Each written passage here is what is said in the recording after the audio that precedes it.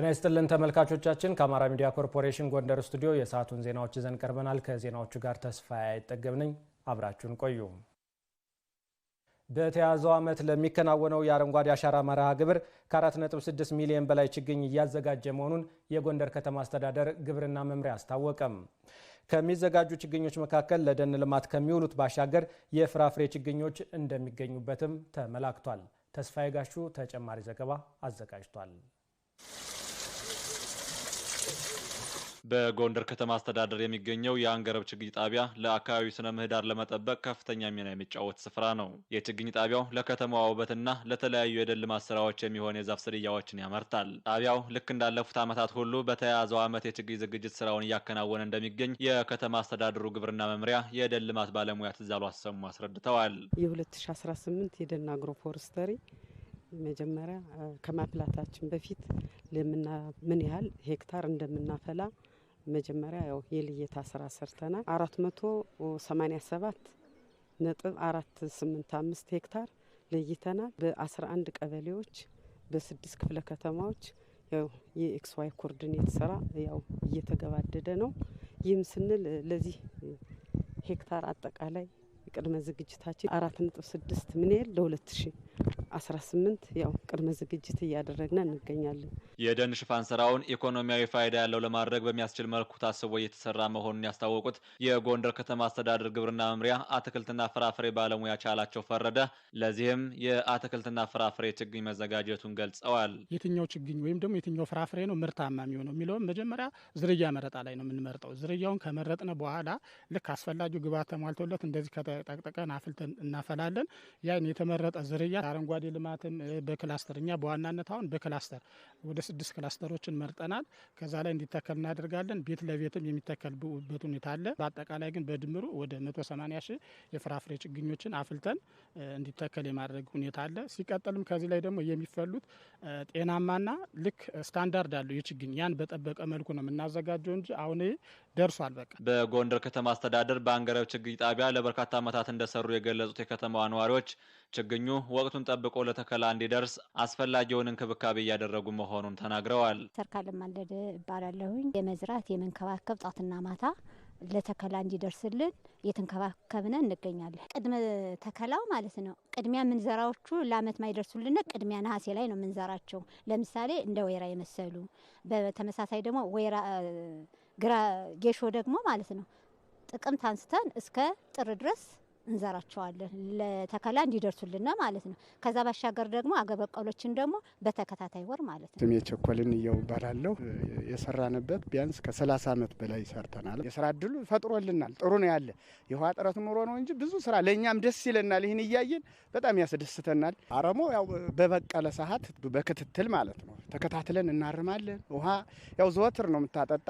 በጎንደር ከተማ አስተዳደር የአንገረብ ችግኝ ጣቢያን ጨምሮ 6 የችግኝ ጣቢያዎች መኖራቸውን የጎንደር ከተማ አስተዳደር ግብርና መምሪያ ገልጿል።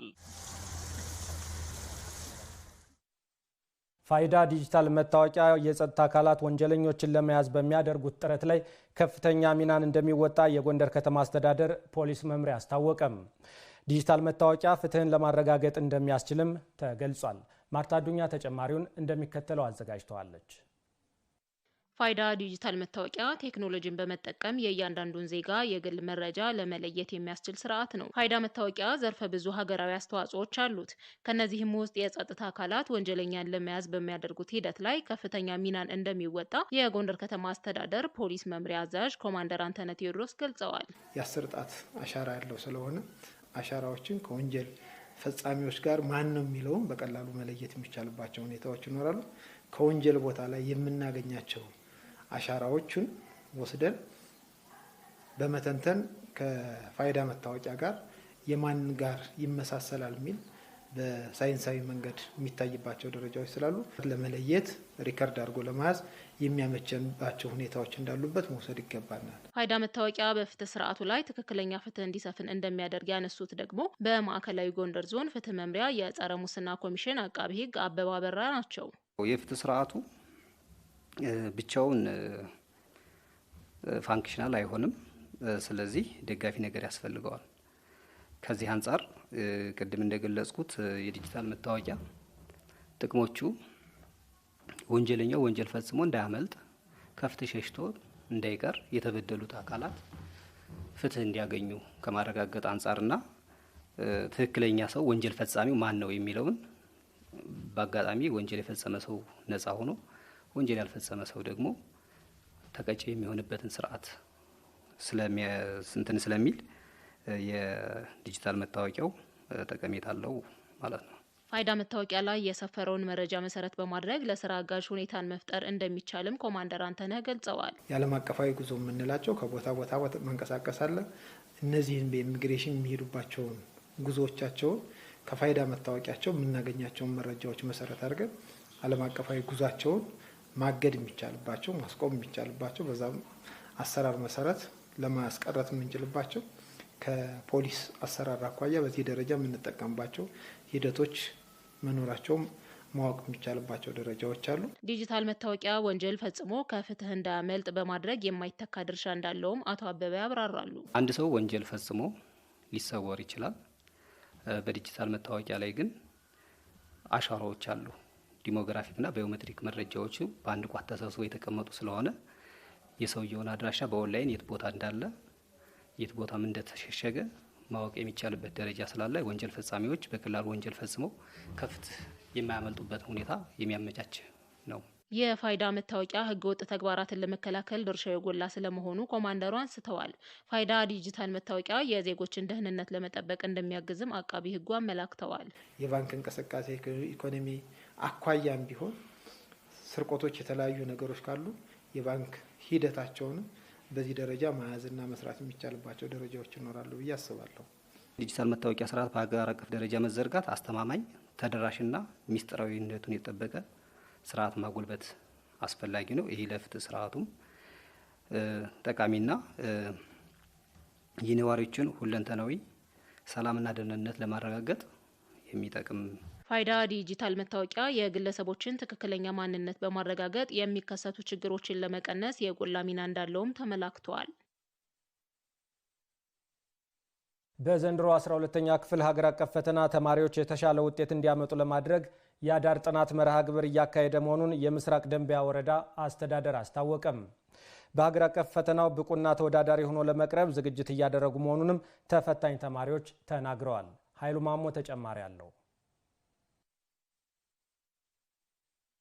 በምስራቅ ደንቢያ ወረዳ 4 ሁለተኛ ደረጃ ትምህርት ቤቶች ያሉ ሲሆን በእነዚህ ትምህርት ቤቶች በዘንድሮ የ12ኛ ክፍል ሀገር አቀፍ ፈተና ተፈታኝ 992 የ12ኛ ክፍል ተማሪዎች ትምህርታቸውን እየተከታተሉ እንደሚገኙ ከወረዳው ትምህርት ጽሕፈት ቤት ያገኘነው መረጃ ያሳያል። ሁሉም ተፈታኝ ተማሪዎች በሀገር አቀፍ ፈተናው የተሻለ ውጤት እንዲያመጡ ለማድረግ ከመደበኛ የመማር ማስተማር ተግባሩ ያለፈ የማጠናከሪያ ትምህርት በትኩረት እየተሰጠ እንደሚገኝም ተጠቁሟል። ከዚህ ባለፈም በወረዳው የተሻለ ውጤት ያስመዘገቡት ተማሪዎችን በመመልመልና አስፈላጊ ነገሮችን በማሟላት የአዳር ጥናት አገልግሎት እየተሰጠ እንደሚገኝ የምስራቅ ደንቢያ ወረዳ ትምህርት ጽሕፈት ቤት ኃላፊ አቶ ነጋ ዮሐንስ እንዲህ ያስረዳሉ። በዚህ ዓመት የምናስፈትናቸው 12ኛ ክፍሎች 992 ተማሪዎች አሉን። 500 እና ከዛ በላይ እንዲያመጡ ሰፊ ስራዎች እየተሰሩ ይገኛሉ። የቲዩቶሪያል ፕሮግራሞች ይሰጣሉ። ሌሎችም ተማሪዎችን ሊደግፉ የሚችሉ ተግባሮች እየተከናወኑ ነው ያሉትኝ።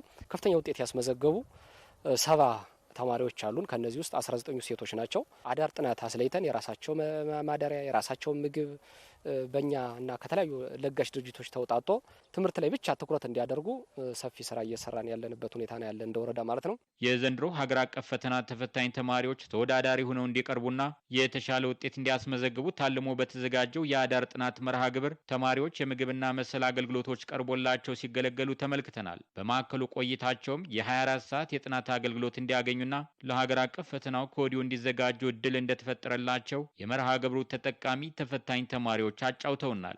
ያመጣሁት ውጤት 85 ነው። ከመልብዬ ነው የመጣሁት። ላይብረሪ እንገባለን። ያው እስከ 6 ሰዓት እናጠናለን። ከዛም ደግሞ ጓደኞቻችን ጋር እንረዳዳለን። አሁን አጠቃላይ የኢንትራንስ ነው እየተዘጋጀ ነው ያለ ነው። ለማጠቃለያ ፈተና ነው። የተሻለ ገዛም እየተደረገልን እና ያለው እዛ ላይ ጥሩ ውጤት እንደማመጣ ምናለው። ከዚህ ከገባን በኋላ በተለይ አሁን ከፋይናል ውጤት ከበፊቱ የተሻለ ነገር አግኝቻለሁኝ። ምንም እንኳን ተማሪዎቹ ወደ ማዕከሉ እንዲገቡ ያደረጋቸው ከአሁን በፊት የነበራቸው ብቃትና ያስመዘገቡት ውጤት ቢሆንም የአዳር ጥናት ከመጀመራቸው በፊት በርካታ ጫናዎችን ይቋቋሙ እንደነበር ተናግረዋል። አሁን የተፈጠረላቸው የአንድ ማዕከል የአዳር ጥናት እድል ደግሞ ከመቼውም ጊዜ የበለጠ ትምህርታቸው ላይ ትኩረት እንዲያደርጉ የሚያስችል መሆኑን ያስረዳሉ። እዛ በክራይ ነበር ስንኖር የነበረውና ስለዚህ ማብሰል አለ፣ ወደ ገጠር መሄድ አለ፣ ብዙ ነገር አለ። እዚህ ከመጣን በኋላ ግን ቁርስ፣ ሰዓት፣ ምሳ እየበላን ሙሉ ጊዜውን ወደ ጥናት ትኩረታችን አድርገን ሌሊት በሙሉ ላይብረሪ ክፍት ነው። ቀንም ደግሞ እንደዚሁ ሌላ ስራ የለንም። ተነሳን ወደ ጥናት ነው። ሙሉ ጊዜያችን ጥናት ላይ ትኩረት እንድናደርግ ጠቅሞናል። ቤት በስራ የምናሳልፈውን ጊዜ እዚህ በጥናት ላይ እየዋል ነው እንገኛለን። አቶ ሀብቴ ብርሌ የምስራቅ ደንቢያ ወረዳ ዋና አስተዳዳሪ ናቸው። ብቁና ተወዳዳሪ ዜጋ ለመፍጠር ያለመው የአዳር ጥናት ተማሪዎች የአንድ ማዕከል አገልግሎት የምግብና መሰል ጉዳዮች በበለጠ ሁኔታ እንዲሟላና ተሞክሮም እንዲሰፋ አስተዳደራቸው አበክሮ እየሰራ መሆኑን ማብራሪያ ሰጥተዋል። አሁን ሙሉ በሙሉ ተሟልቷል ብለን አናስብም። እዛው ምግብናውም ማደሪያቸውም አጠቃላይ ያሉ ቁሳቁሶች ሴቶች ንጽህና መጠበቂያ መሟላት አለበት። ተነጋግረን ጨርሰናል። በጀት መድበናል። ለእንዲህ አይነት ግብዓት ማሟያ ከ100 ሺህ ብር በላይ በአስተዳደር ምክር ቤቱ የመደብንበት ሁኔታ አለ። ክትትል አድርገን ምን ለውጥ አመጣ የሚለውን አይተን ሌሎች ሃይስኩሎችም አሉ። አይምባ ሁለተኛ ደረጃ ትምህርት ቤት አለ። ሮቢት ዘንጋጅ ሁለተኛ ደረጃ ትምህርት ቤት አለ። ወደ እነሱ እናሰፋለን። ተመልካቾቻችን ከአማራ ሚዲያ ኮርፖሬሽን ጎንደር ስቱዲዮ ለሰዓቱ ያዘጋጀናቸው ዜናዎች እነዚህን ይመስሉ ነበር።